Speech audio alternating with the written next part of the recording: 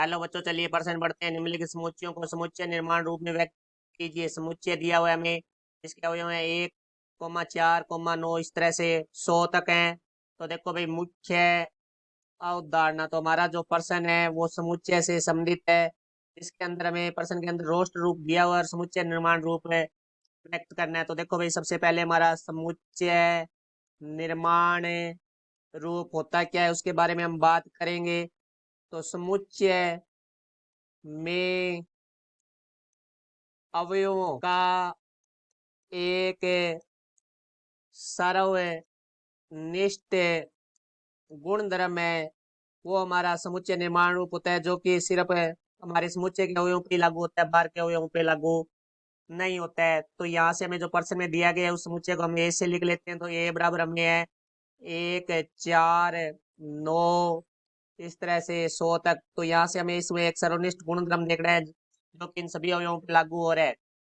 तो देखो भाई, 1 का वर्ग 1 होता है, 2 का वर्ग 4 होता है, 3 का वर्ग 9 होता है, इस तरह 10 का वर्ग है वो हमारा 100 होता है। तो यहाँ से देखो हमारा जो समुच्चय निर्माण रूप बनेगा एक्स, एक्स बराबर हो जाएगा हमारे पास n की घात 2, क्योंकि ये वर्ग है सभी। तो यहाँ हमें बताना होगा कि n का मान कहाँ से कहाँ तक होगा। तो n का मान है वो हमारा 10 के बराबर और 10 से छोटा होगा। अब हमें ये बताना होगा कि n कहाँ से बिलोंग करेगा। तो n हमारा बिलोंग करेगा बड़े एन से। तो यहाँ बात आती है बड़ा एन क्या होता है, जहां बड़ा एन बराबर है हमारे पास है प्राकृत संख्याओं का समुच्चय। प्राकृत संख्याएं हैं वो हमारी 1 से शुरू होती है, लगातार क्रम एक एक बढ़ती जाती है। जैसे एक एक रखेंगे तो 1 की घात 2 1 हो जाएगा, फिर 2 रखेंगे तो 2 की घात 2 4 हो जाएगा, फिर 3 रखेंगे 3 की घात 2 9 हो जाएगा। इस तरह से हम 10 तक संख्याएं रख सकते हैं। तो 10 की घात 2 हमारा 100 हो जाएगा। तो ये हमारा हुआ समुच्चय निर्माण रूप।